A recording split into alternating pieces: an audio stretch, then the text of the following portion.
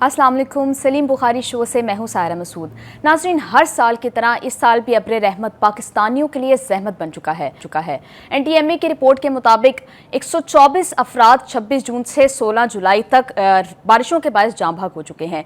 मगर इतनी बड़ी तादाद में कैजुअल्टीज़ होने के बाद अब हुकूमत की जानिब से रेन एमरजेंसीज नाफिज की जा रही हैं, वार्निंग सायरन्स बजाए जा रहे हैं और सिविलियन इदारों की नाहली का ये हाल है कि रेस्क्यू ऑपरेशन के लिए फौज को तलब किया गया है। क्या इस साल के मानसून सीजन ने एक बार फिर हमारे faulty natural disaster management system को बुरी तरह बेनकाब किया है? आज के प्रोग्राम में हम इस पर डिस्कशन करेंगे। प्रोग्राम के दूसरे हिस्से में वी विल डिस्कस इसराइल ने गजा के साथ साथ शाम पर भी हमले शुरू कर दिए हैं। गुज़िश्ता रात इसराइल की जानिब से 160 अहदाफ को निशाना बनाया गया है। मगर अहम बात यह है कि ये हमले ऐसे मौके पर हुए हैं कि जब अमरीकी सदर डोनाल्ड ट्रंप इसराइल और शाम के दरमियान मुज़ाकरात करवाने की कोशिश कर रहे हैं और खुद ट्रंप की जानिब से शाम पर आयद पाबंदियां भी खत्म कर दी गई थी और यूं लग रहा था कि मामलात स्टेबिलिटी की तरफ जा रहे हैं। तो क्या इसराइल के इन हमलों का मकसद मशरिक वुस्ता में स्टेबिलिटी को सैबोटाज करना था? आज के प्रोग्राम में हम सलीम बुखारी साहब से इस पर भी तज्जिया लेंगे। लास्टली, कुछ सोर्सेज से ये खबर सामने आ रही है कि अमरीकी सदर डोनाल्ड ट्रंप जल्द पाकिस्तान का दौरा करेंगे। वो ये दौरा कब और क्यों करेंगे, इन सब मामलात पर तफसीलन बात करने के लिए हम बढ़ते हैं सलीम बुखारी साहब की जानिब। अस्सलाम, क्या हाल है सायरा, आप ठीक हैं? मैं बिल्कुल ठीक ठाक हूं बुखारी साहब। 124 कैजुअल्टीज़ पिछले 20 दिनों के अंदर रिपोर्ट हुई हैं, which is a huge number. लेकिन अब जब पानी सर को आ पहुंचा है, अब हुकूमत थोड़ी सी एक्टिव होती नजर आ रही है। लेकिन उन 124 जिंदगियों का हिसाब कौन देगा? उनका कसूरवार कौन है? देखिए, आपने जो मंजरनामा पेश किया है ख़ासतौर से अपने इंट्रो में, उससे तो हुकूमत की तो ऐसी तैसी हो ही गई है। लेकिन बहरहाल आपकी बात में वज़न इसलिए है कि इतना जानी नुकसान जो है ये हो जाना, इसको इन एंटीसिपेशन अवॉइड किया जा सकता था और अगर नहीं किया गया तो किसी न किसी की जिम्मेदारी है। बिल्कुल ठीक बात है आपकी। लेकिन ये हर एक हुकूमत जो है उसकी एक लेवल होता है कैपेसिटी का टू हैंडल नेचुरल कैलेमिटीज़ जी। और वो जब हद से बढ़ जाती हैं तो कोई भी हुकूमत हो, चाहे आप, हालांकि वो सिंध के जो चीफ मिनिस्टर हैं उन्होंने बड़ी गलत मिसाल दी जब उनको कहा गया कि जी इस इलाके में बहुत तबाही हुई है, तो उन्होंने कहा ज़रा न्यूयॉर्क और न्यू जर्सी की तरफ देखें। ये वो पंजाबी ज़बान के मुताबिक ये है कि जी तुहाडे मुल्क च बड़ी तबाही हुई, उन्हें कहा सानू की, उन्हें कहा जी उत्थे बड़ी तबाही हुई, उन्हें कहा तुहानू की। तो ये सानू की तुहानू की जो है ये इस किस्म की सूरत हाल में ज़ेब नहीं देता है, अच्छी मिसाल नहीं है। तबाही हुई है, लोगों का नुकसान हुआ है, माली भी हुआ है, जानी भी हुआ है, उनकी घर मिसमार हो गए, उनकी फसलें तबाह हो गई। तो डेवस्टेशन का अगर हम गेज करना चाहें तो पूरे मुल्क में सूरत हाल खौफनाक है, चाहे वो बारिशों की वजह से है, चाहे सैलाबी पानी की वजह से है। 2-3 नए फिनोमेनाज हमने देखे हैं इस मरतबा। एक फिनोमेना ये है क्लाउड बर्स्ट का जी। ये पाकिस्तान में नहीं होता था अमूमन, हमने बहुत से मॉनसून कवर किए हैं, कभी इस तरह नहीं होता था। अब तो बहुत सारे इलाकों में क्लाउड बर्स्ट हुआ है। हैदराबाद में क्लाउड बर्स्ट सबसे पहले हुआ, आपने देखा कि वहाँ अनमैनेजेबल हो गई थी सूरत हाल। फिर क्लाउड बर्स्ट हमने देखा कि सिंध में हुआ, सवात में हुआ जी, जिसकी वजह से वो 10 जाने गई। अचानक पानी इतनी तादाद में आ जाता है। इसी तरह से और भी कई जगह के ऊपर क्लाउड बर्स्ट की रिपोर्ट्स हमारे पास मौजूद है। चकवाल में हुआ है जी। यानी आप ये देखें कि इस वक्त मंजरनामा ये है कि तमाम अदारे अपनी जैसी कोशिश कर रहे हैं, लेकिन हमेशा ये हुआ है पाकिस्तान में कि जब सैलाबी सूरत हाल हद से बढ़ जाती है तो फ़ौज फिर रेस्क्यू ऑपरेशन के लिए आती है, क्योंकि उनके पास कैपेसिटी भी है, ट्रेनिंग भी है, इक्विपमेंट भी है। जो DMA की बात आपने की, जहां आज प्राइम मिनिस्टर साहब जा रहे हैं, उनको ब्रीफिंग भी दी जाएगी वहाँ पर, डिज़ास्टर मैनेजमेंट अथॉरिटी जी, नेशनल डिज़ास्टर मैनेजमेंट अथॉरिटी, इसके जब से ये वजूद में आई है उसके बाद से सूरत हाल बेहतर ज़रूर हुई है। यानी पुश्ते टूटने का अमल इतना बरक रफ्तारी से होता था कि पता चलता था कि सैलाबी पानी जो है उसने 100 गांव जो है उसको डेवस्टेट कर दिया है, मवेशी बह गए हैं। तो सूरत हाल इम्प्रूव ज़रूर हुई है, लेकिन बहुत खौफनाक बारिशें हुई हैं। जैसा मैंने अर्ज़ किया कि ये एक नई सूरत हाल है। लेकिन ना, पाकिस्तान में ग्लेशियर पिघलने की कोई रवायत पहले नहीं थी। इतनी यानी ठंडा होता था वो इलाका कि ग्लेशियर के ऊपर ग्लेशियर बनते जा रहे थे जी। और अब वहाँ जो हीट वेव आई है उसकी वजह से आपने देखा कि गिलगित बल्तिस्तान के अंदर बड़ी खौफनाक सूरत हाल है। वहाँ के तमाम बरसाती नाले, वहाँ के छोटे छोटे दरिया, वो सारे लबालब चल रहे हैं। तो कहने का मतलब ये है कि ये एक नई सूरत हाल है जिससे इस वक्त हुकूमत पाकिस्तान दो चार है और फ़ौज जो है कोई गैर मुल्की तो नहीं है ना, पाकिस्तान का ही एक अदारा है। लेकिन भाई साहब, हमने इदारे बनाए हुए हैं, एनटीएमए बनाया, फिर प्रोविंशियल लेवल पर बीडीएमए है, उनका काम है कि वो इसको इस सारे ऑपरेशन को, इस सारे चैलेंजेस से निपटें। देखिए, मैंने कहा कि कैपेसिटी की बात है कि क्या डीएमए एनडीएमए की इतनी कैपेसिटी है कि वो मुल्क भर में इतनी बड़ी सैलाबी सूरत हाल से खुद निपट लें। तो बात आपकी एक हद तक दुरुस्त है कि इकदाम तो होने चाहिए इन एंटीसिपेशन। ये नहीं है कि वो लाठी सर के ऊपर पड़े तो आपको आपकी आंखें खुले। बुखारी साहब, खुद एनटीएमए की जानिब से और पीएमटी की जानिब से अर्ली वार्निंग्स दी गई थी बड़े अरसे पहले से। जून देखिए, हमारा ना जो अर्ली वार्निंग सिस्टम कह लीजिए आप, या जो हमारे यानी ऑफिसेज हैं जो एडवांस वार्निंग देते हैं, उनकी बहुत हद तक नाअहली कह लीजिए आप, या ये कह लीजिए कि उनमें कैपेसिटी नहीं है कि वो टाइम से इतला दे सकें। कहीं ना कहीं कोई ना कोई ख़राबी ज़रूर है जी। लेकिन जो हमारी इस्लामाबाद ऑब्जर्वेटरी है, जिसको हम मेट ऑफिस भी कहते हैं, उसकी पेशेन गोइयाँ अक्सर जो है वो सही होती हैं, लेकिन वो बारिशों के हवाले से है, वो हीट वेव के हवाले से है। तो हमें इस सिस्टम को बेहतर करना चाहिए। लेकिन इस वक्त की सूरत हाल ये है कि जितने भी इदारे हैं हुकूमत की डिस्पोजल पे और फ़ौज, वो दोनों मिल के इस वक्त सूरत हाल को संभालने की कोशिश कर रहे हैं। अब ज़रा थोड़ा हम जायज़ा ले लें कि कहाँ कहाँ हुआ क्या जी क्या जी। है। सबसे पहली बात तो ये है कि रावलपिंडी और इस्लामाबाद जो ट्विन सिटीज़ हैं, वहाँ पर तो हद ही हो गई है। यानी आप ये देखिए कि वहाँ जो रावल डैम है वो पूरा किनारे किनारे तक भर चुका हुआ है, और अब स्पिलवेज अब तक शायद खोल दिए गए होंगे या आज रात में खोल दिए जाएंगे। उसके बाद आ जाए चिकवाल में क्लाउड बस्ट हुआ है, और एक 423 मिलीमीटर बारिश। ज़रा तसव्वुर कीजिए कि इंचों में ये कोई 22 इंच के करीब बारिश है। 22 इंच की बारिश का तो कोई तसव्वुर भी नहीं कर सकता, इतनी खौफनाक बारिश है। लिहाजा वहाँ ये हुआ कि जो चूहा सैदन के पास जो कटास राज जो तारीखी यानी हिंदू मंदिर है, उसके अंदर भी पानी दाखिल हो गया, और वहाँ एक मुकामी डैम बनाया हुआ था वो भी टूट गया है। और आपको पता है कि डैम का पानी जब टूटेगा तो उसकी जो तबाहकारी होगी। सिर्फ पंजाब में तूफ़ानी बारिशों से 75 अमवात हो चुकी हैं, जिनमें से ज़रा थोड़ा सा फिगर भी हम शेयर कर लें नाज़रीन के साथ। लाहौर में 18 हैं, फैसलाबाद में 9 हैं, उकाड़ा में 9 हैं, साहिवाल में 5 हैं, जबकि पाकपटन में 3 अफराद जो हैं वो इन बारिशों की नज़र हो गए हैं। इसके अलावा इन तमाम इलाकों के अंदर कहीं रूफ कलैप्स के केसेस हैं, कहीं दीवारें गिरी हैं, बेपनाह अमवात उसमें भी हुई हैं, जो पूरी तरह से अभी फिगर हमारे सामने नहीं है। ठीक है जी। उसके बाद आप आ जाइए जी कि जो बरसाती नाले हैं उनकी हालत भी बहुत दगरगू हैं, इसलिए कि वही एक सैलाबी पानी को निकालने में मददगार साबित होते हैं, लेकिन वो भी अपनी कैपेसिटी से ऊपर चल रहे हैं और पानी उनको साफ ही नहीं किया जाता बारिशों जा से रहा पहले। है। अब वो डीसिल्टिंग का प्रोसेस पहले तो दरियाओं में होना चाहिए, वही नहीं होता प्रॉपरली। डैम्स में होना चाहिए, वो नहीं होता प्रॉपरली।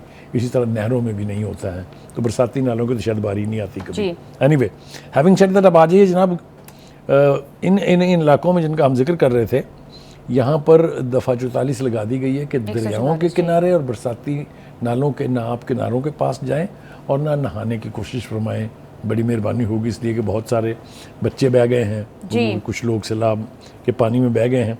दफ़ा 144 का नफाज कर दिया गया है इन इलाकों में। बहुत सारे इलाकों में रेन एमरजेंसी लगा दी गई है। रेन एमरजेंसी एक एक्सट्रीम मेजर होता है, जब सूरत हाल काबू से बाहर होने लगे तो फिर एमरजेंसी लगाई जाती है, और दैट इज़ द पॉइंट जब फौज को तलब कर लिया जाता है। प्रोग्राम में यहाँ शामिल करते हैं एक ब्रेक। स्टे विद अस।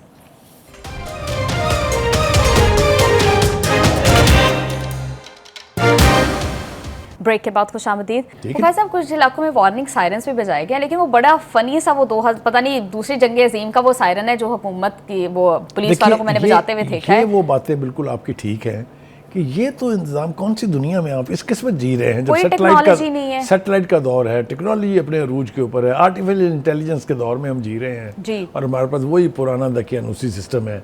इसको बेहतर करने की ज़रूरत है। ऑब्वियसली हम तवक्को रखते हैं कि नेशनल डिज़ास्टर मैनेजमेंट अथॉरिटी जो है इसकी तरफ तवज्जो देगी।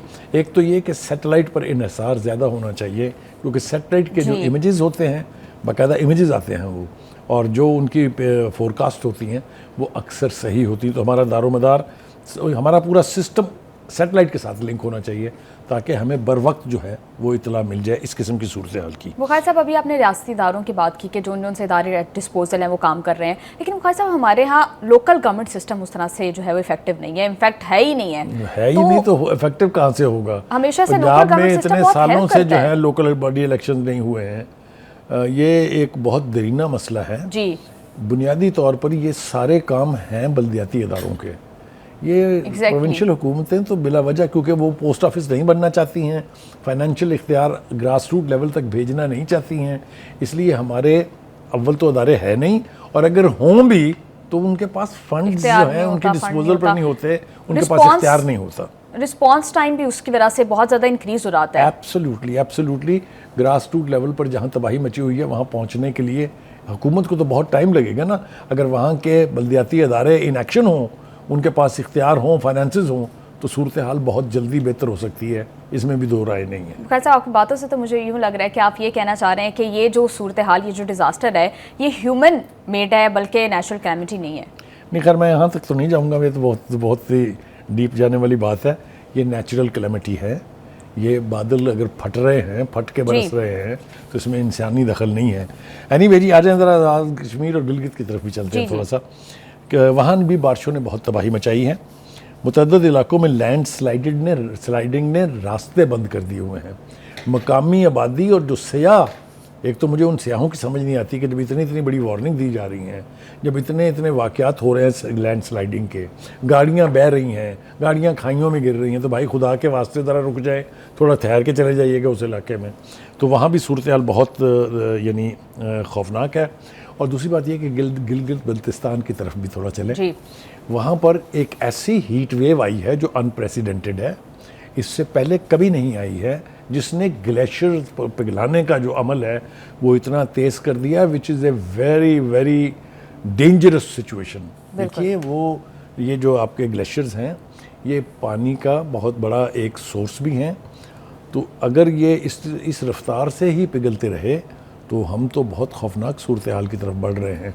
अब इसका इलाज, फिर मैंने कहा कि जो नेचुरल कैलेमिटी है उसका कोई इलाज नहीं है। जी बुखारी साहब, अभी आपने बात की है ये ग्लेशियर्स पिघलने की, तो क्लाइमेट चेंज एक ग्लोबल फिनोमेना भी है और पाकिस्तान उससे बहुत ज़्यादा इफेक्ट हो रहा है, जबकि हमारी उतनी कंट्रीब्यूशन नहीं है क्लाइमेट चेंज में। Pakistan is the 5th most vulnerable country. देखिए, ये केस लेके हम इंटरनेशनल इंस्टीट्यूशंस जो भी है मुतलका हैं वहाँ तक गए हुए हैं।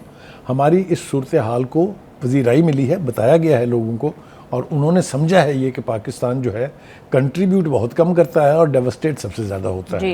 यही बारिशों के फिनोमेना जो चेंज हुए हैं, नए हैं, जो ग्लेशियर पिघलने की बात है, ये सारी हमने कोशिश की है बहुत कि इंटरनेशनल कंसर्न इंस्टीट्यूशंस को ये सूरत हाल हम बता भी दी है, उन्होंने भी कंसर्न शो किया है। अब देखते हैं ये कि इसमें जो हमारा हिस्सा बनता है कि हमारी इंटरनेशनल इंस्टीट्यूशन की तरफ से इमदाद की जाए, उस हवाले से क्या हो रहा है ये अब देखने वाली बात है। ज़रा थोड़ा सा चलें जी, सिंध हैदराबाद में मैंने आपको शुरू में बताया था और फिर कह रहा हूँ वहाँ कि वहाँ भी बारिशों से सूरत हाल बहुत खौफनाक है। और दूसरी बात यह है कि वो चीफ मिनिस्टर का मैंने वो लतीफ़ा आपको सुना दिया है पहले ही कि ये मिसाल दे के कि फ़लाँ देखे फ़लाँ जगह बहुत तबाही हुई है, आप अपनी ज़िम्मेदारी से ओहदा बरा नहीं हो सकते। आपको वो तमाम इक़दामात करने पड़ेंगे जो इन एंटीसिपेशन हो, वक्त से पहले हो। हम सबको ये इदराक है कि मॉनसून जब भी आती है तबाही लेके आती है अपने साथ। 3 स्पेल्स आ चुके हैं मॉनसून के, अभी इसके असल महीने जो हैं वो अगस्त है जी। अभी तो ये और मतलब ज़्यादा बारिशें हो सकती हैं, तो हम एंटीसिपेशन में कोई काम नहीं करते हैं। हम इस का अंदाज़ा लगा के कि यहाँ अगर बारिशें ज़्यादा हो गई तो क्या होगा, वो हमारी प्लानिंग में शामिल नहीं है। अब ज़रा थोड़ा सा आबी ज़खायर जो है, देखिए एक तो बहुत बड़ा क्राइसिस ये है कि हमारे यहाँ आबी ज़खायर ज़्यादा है ही नहीं। हमने डैम्स बनाने की कोशिश की, कालाबाग डैम कितना कंट्रोवर्शियल रहा, अगर बन गया होता तो पता नहीं कितना वसी इलाका जो है वो सैराब हो गया होता, और पानी की स्टोरेज का जो इशू है जिसकी वजह से हम ऑलमोस्ट वाटर क्राइसिस में दाखिल हो चुके हैं, उससे हमारी जान बच जाती। इस वक्त की सूरत हाल ये है कि चश्मा बिराज जो है उसमें पानी की सतह 648 फुट हो गई है। तरबेला डैम में भी पानी की सतह बुलंद होने की वजह से मजबूरन स्पिलवेज खोलना पड़े हैं। इसी तरीके से जो ट्विन सिटीज़ का रावल डैम है वो भी पूरा भर चुका है, मैंने पहले भी बताया था, उसका भी स्पिलवेज जो है वो खोले जा रहे हैं, ये खोले चले गए हैं। तो कहने का मतलब ये है कि ओवरऑल सूरत हाल को अब आप देखें तो चाहे फ़ौज काम कर रही है, चाहे हुकूमत काम कर रही है, तबाही के ऊपर कंट्रोल अभी नहीं है। अभी सूरत हाल अल्लाह ना करे इससे बदतर हो सकती है अगर मज़ीद बारिशें होंगी तो, क्योंकि हम इस वक्त अपनी कैपेसिटी के मुताबिक जो है वो काम कर रहे हैं। दूसरा इसका एक और इम्पैक्ट ये है कि जो हमारी इंटरनेशनल और नेशनल फ़्लाइट्स हैं उनकी बड़ी तबाही हुई है। उनके 7-8 घंटे डिले से जा रही हैं, फ़्लाइट्स को डाइवर्ट किया जा रहा है। कल रात को भी इस लाहौर के ऊपर 3 फ़्लाइट्स को एक साथ ऊपर हवा में घंटों भर जो है वो चक्कर लगाने का कहा गया जी। तो ये भी बहुत बुरी तरह से मुतासर हुआ। और आप देखें जब एयरलाइंस डिले होती हैं उससे इंटरनेशनली और नेशनली कितना फ़र्क पड़ता है। बुखारी साहब, हर साल सेम विजुअल्स हम लोग देखते हैं बारिशों में, तो ऐसे क्या इक़दाम किए जाएं कि हमें रिपीटेडली इस सारे क्राइसिस से ना गुजरना पड़े? एक तो उसका बुनियादी हल आपने ख़ुद तजवीज़ कर दिया था, मैं उसको री एंडोर्स कर देता हूँ कि लोकल बॉडी इंस्टीट्यूशंस को एम्पावर करना चाहिए, उनको इख्तियार देने चाहिए, वो अपने अपने इलाकों में ग्रास रूट लेवल पर काम करें, तो इस तबाही से, इस तरह की तबाही से बचा जा सकता है, कोई दो राय इसके बारे में नहीं। और दूसरा, इन एंटीसिपेशन आप पीस डेज में जब बारिशें नहीं हैं, साल भर होता है मिटिगेशन करें, उस वक्त आप करें, नहरें निकालनी है, जो भी इक़दाम इससे रिलेटेड है वो करने के लिए साल का बाकी हिस्सा जो है, ये 2 महीने तो चलिए बारिशें होती हैं बहुत, जुलाई में, अगस्त में, तो बाकी 10 महीने जो हैं उसमें आप एंटीसिपेशन में वो इक़दाम करें जिससे इस नौइयत की तबाही से बचा जा सकता है। बुखारी साहब, आपको नहीं लगता कि पाकिस्तान में कोई पॉलिसी ही नहीं है रेन वाटर मैनेजमेंट के हवाले से? जब सर पे पड़ जाती है फिर हमारी इमरजेंसी रिस्पांस का सिस्टम होता है बस। आज आप ना बड़े तबाहकुन बयानात देने के मूड में लगती हैं मुझे। देखिए, कैपेसिटी का ना होना, जितनी ज़रूरत हो वो एक अलग बात है। टोटल नाअहली करार दे देंगे अगर आप, तो बिल्कुल ऐसे लगता है जैसे हमारी हुकूमत कहीं और बसती है, तबाही यहाँ हो रही है। ऐसा नहीं है। एक और चीज़ भी तो इसमें है कि पब्लिक उस तरह से अवेयर नहीं है। हमेशा से हम देखते हैं हुकूमत की जानिब से भी ये बार बार रिपीटेडली ये शिकवा किया जाता है कि पब्लिक ताउन नहीं करती है। अगर पहले से वार्निंग्स भी दे दी जाती हैं तो बिल्डिंग्स को इवैक्यूएट नहीं करते। ये बात एक बहुत हद तक आपकी ठीक है। इसी तरीके से जो गाँव हैं जो सैलाबी पानी में गिर जाते हैं बाद में, वहाँ से लोगों को वार्निंग दी जाती है कि आप ये इलाका छोड़ दें, लेकिन वो अपना माल मवेशी छोड़ के जाने पर आमादा नहीं होते। फिर जो फ़ौज को लाना पड़ता है ना, वो फिर ज़बरदस्ती उनको एवैक्यूएट करते हैं ताकि उनकी जानों का नुकसान ना हो। तो ये मंजरनामा बहुत गलूमी है, बहुत ही फ़िक्र की बात है। हुकूमत को और ज़्यादा एक्टिवली इसको परसू करना पड़ेगा। और फ़ौज जो है उसने हमेशा, पूरी तारीख उठा के देख लें आप, जब कभी सैलाबी सूरत हाल ने इस तरह की नौइयत अख्तियार की है, फ़ौज ने हमेशा बहुत मैसिव लेवल के ऊपर इसमें काम किया है और लोगों की जानों का तहफ़्फ़ुज़ किया है। जी बुखारी साहब, you are absolutely right. Programme में यहाँ शामिल करते हैं एक ब्रेक से वापस आके बात करेंगे मशरिक़ वुस्ता की सूरत हाल पर। हमारे साथ रहिएगा।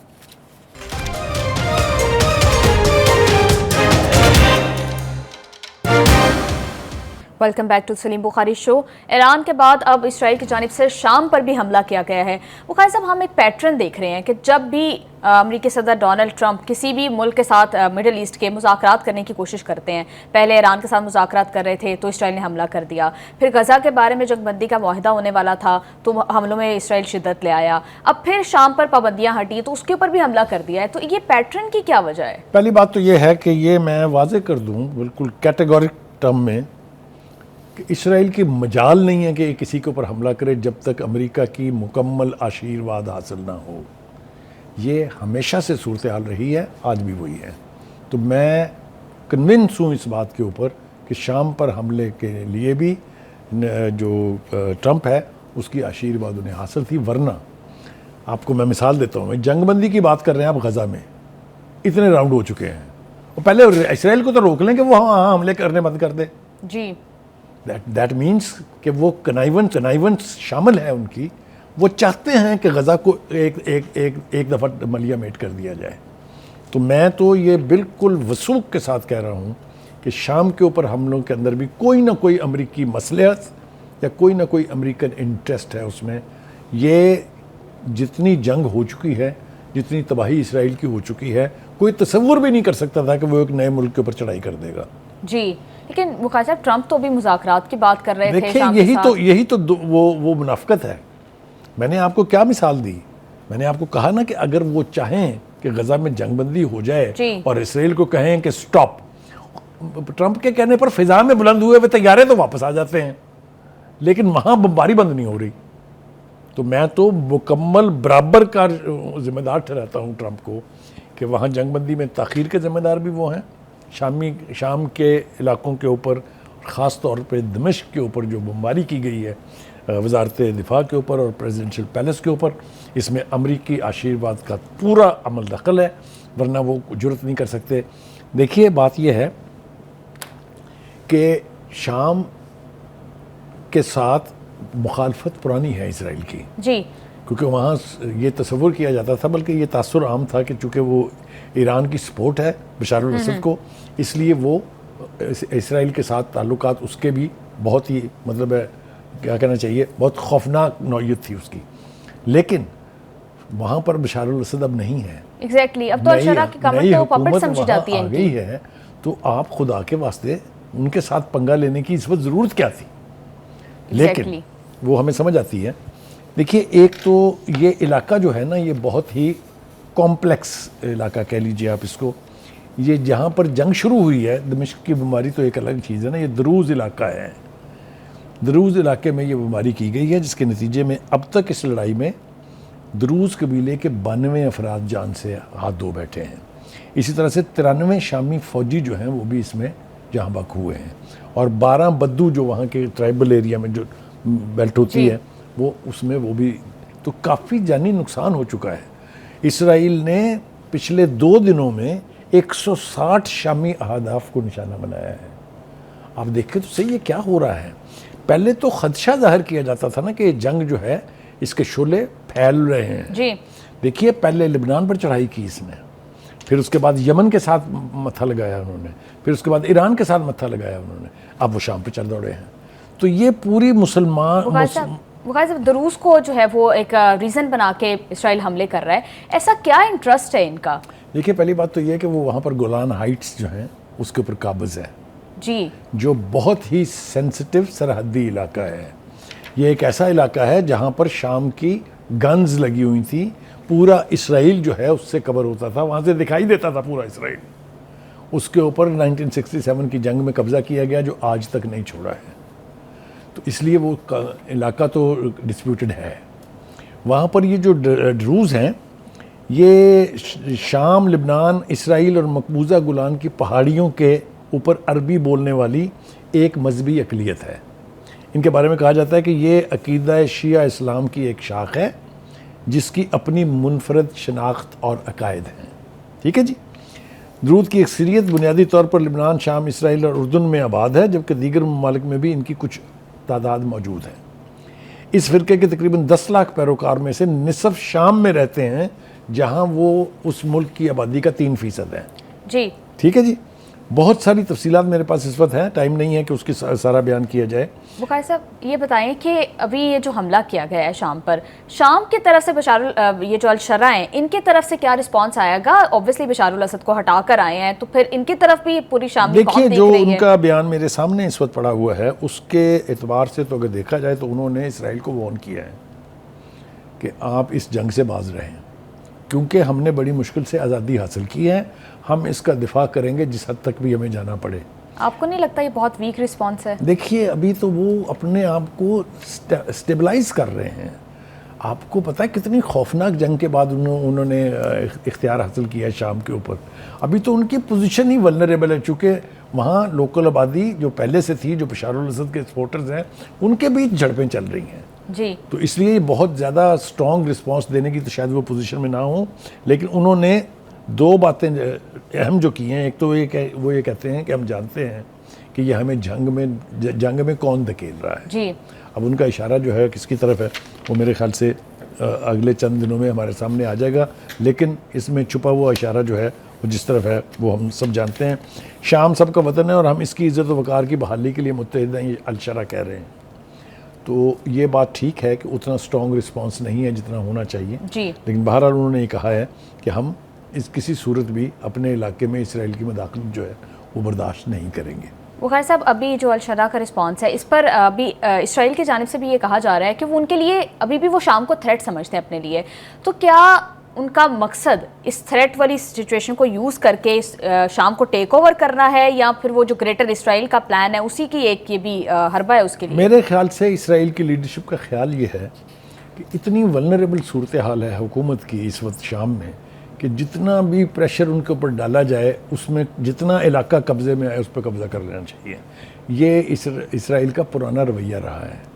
अब देखते हैं ये ऊँट किस करवट बैठता है, इसलिए कि आज शाम को यानी इस शाम की सूरत हाल के ऊपर सिक्योरिटी काउंसिल का इजलास हो रहा है जी।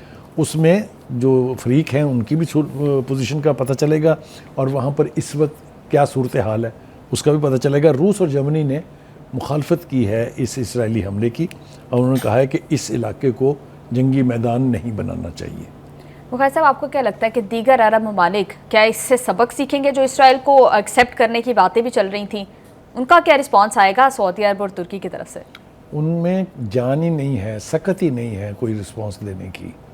वो अमेरिका बहादुर की आंख के इशारे पर चलते हैं, इसलिए कि मेजॉरिटी ऑफ द एरियाज, अब कह लें 85% जो मालिक हैं इस खित्ते के, वहाँ पर अनपॉपुलर रजीम्स हैं। उनको ये ख़तरा होता है कि 2 से 4 घंटे में हमारी हुकूमत अमेरिका गिरा देगा अगर हमने उसकी मर्ज़ी के ख़िलाफ़ एक्ट किया। अभी सिर्फ चंद ममालिक हैं।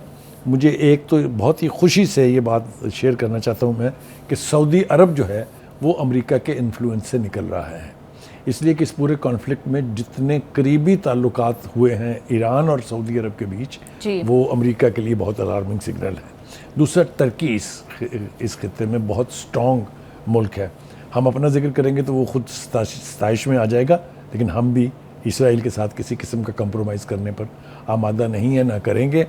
हाँ, इसी तरह इंडोनेशिया, ये वो ममालिक हैं जो यानी पाकिस्तान और इंडिया और ईरान, पाकिस्तान, इंडोनेशिया और ईरान जो किसी भी सूरत में इसराइल को तस्लीम करने पर आमादा नहीं होंगे। बुखारी साहब, इसके साथ एक और रिपोर्ट भी आई है कि ईरान के एटमी तनसीबात पर भी जो हमला हुआ था उसमें सिर्फ एक को जो है काफ़ी नुकसान पहुंचा, बाकियों को इतना खातिर का कोई नुकसान नहीं पहुंचा। तो इस रिपोर्ट को वो अगेन हमने वो बात की थी कि एक तजाद देखा जा रहा है। डोनाल्ड ट्रंप कुछ और कह रहे हैं, रिपोर्ट्स कुछ और कह रही हैं, फिर इसराइल कुछ और। पहली बात तो ये है कि ये रिपोर्ट भी एक अमेरिकी एजेंसी की रिपोर्ट है जी, और क्लेम जो है कि मैंने बर्बाद कर दिया है वो भी अमेरिका के सदर का है जी। तो जब आपस में इतनी कंट्रोवर्सी है तो फिर हम इसके ऊपर, यानी जो ईरान की पोजीशन थी इनिशियल वो भी यही थी कि हमारा उतना नुकसान नहीं हुआ जितना दावा किया जा रहा है जी, लेकिन अब चूंकि उनके अपने अखबार कह रहे हैं। सॉरी टू इंटरप्ट यू, इसमें बहुत सी बातें करने के लिए थी लेकिन ज़रा टाइम कम है। प्रोग्राम में यहाँ शामिल करते हैं एक ब्रेक। स्टे विद अस।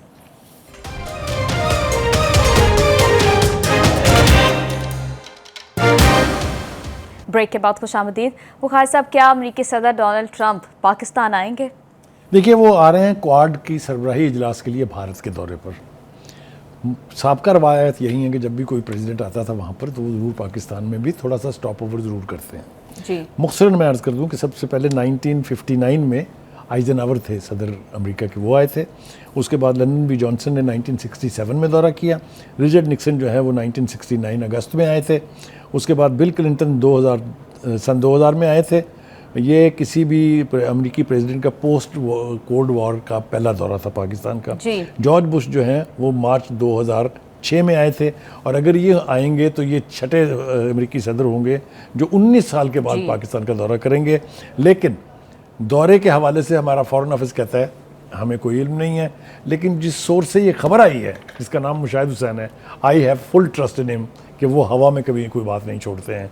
तो there is a strong possibility that he makes a stop over in Pakistan. Bukhari साहब, आएंगे क्यों? कुछ वजूहात भी इसके साथ देखिए, एक तो हमारे फील्ड मार्शल जो है उनके बहुत फेवरेट आदमी हैं, ठीक है। दूसरी बात यह है कि पाकिस्तान की जिस तरह से वो तारीफ़ें कर रहे हैं आजकल, जिन लफ्ज़ों में याद कर रहे हैं हमारी लीडरशिप को, तो बनता है, वो आपको पता है जिस तरह के आदमी हैं वो जब ऊपर से फ्लाई ओवर करने लगेंगे तो वो कहेंगे रोक लें भाई ज़रा यहाँ। तो हो भी सकता है, नहीं भी हो सकता, दोनों ही पॉसिबिलिटीज़ हैं। बुखारी साहब, लेकिन कुछ और खदशे भी जाहिर किए जा रहे हैं कि शायद कुछ लोग ये भी कह रहे हैं कि इसराइल को एक्सेप्ट करने के लिए पाकिस्तान, देखिए ये उनकी ख्वाहिश है, ये उनकी पॉलिसी का हिस्सा है, इसीलिए उन्होंने इब्राहिम अकॉर्ड करवाया था।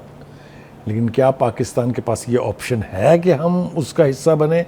मैंने पहले भी कहा था, मैं फिर कह रहा हूँ, no, there is a big no, कोई पॉसिबिलिटी नहीं है। अमेरिका की तरफ से कोशिश तो की जाएगी, मैं ये नहीं कह रहा कि वो इसका तज़किरा नहीं करेंगे या इस ख्वाहिश का इजहार नहीं करेंगे, लेकिन पाकिस्तान के पास देखिए हम पर एक दफ़ा बहुत प्रेशर आया था कि हम इराक़ की जंग के लिए अपने फ़ौजी भेजें जी, हमने नहीं भेजे थे। तो इसलिए स्टेडफास्ट फैसले हमने किए हैं। ये यहाँ से निकलने के लिए तैयार नहीं थे, अमेरिकन बेसिस जो जैकबाबाद में थी, पश्चिमी में थी, हमने ज़बरदस्ती निकाला उनको कि जाएँ भाई साहब आप। तो एनीवे वो अगर आते हैं अच्छी बात है, मतलब एक तो इंडिया और पाकिस्तान के बीच जो इक्वेशन होनी चाहिए उसका ये सबूत होगा, और दूसरा ये कि मैंने कहा कि जितनी रफ्तार से आजकल जिस बर्क रफ्तारी से वो पाकिस्तान की और पाकिस्तान की लीडरशिप की तारीफ़ कर रहे हैं, तो मुमकिन है अगर इस रीजन में वो आएंगे, इतना करीब आएंगे तो पाकिस्तान भी आएंगे। जी बुखारी साहब, आप बिल्कुल ठीक कह रहे हैं। Thank you so much for your analysis. Programme का टाइम हो गया है ख़त्म, हमें दीजिए इजाज़त, आपसे मुलाकात होगी इंशाल्लाह मंडे को। अल्लाह हाफ़िज़।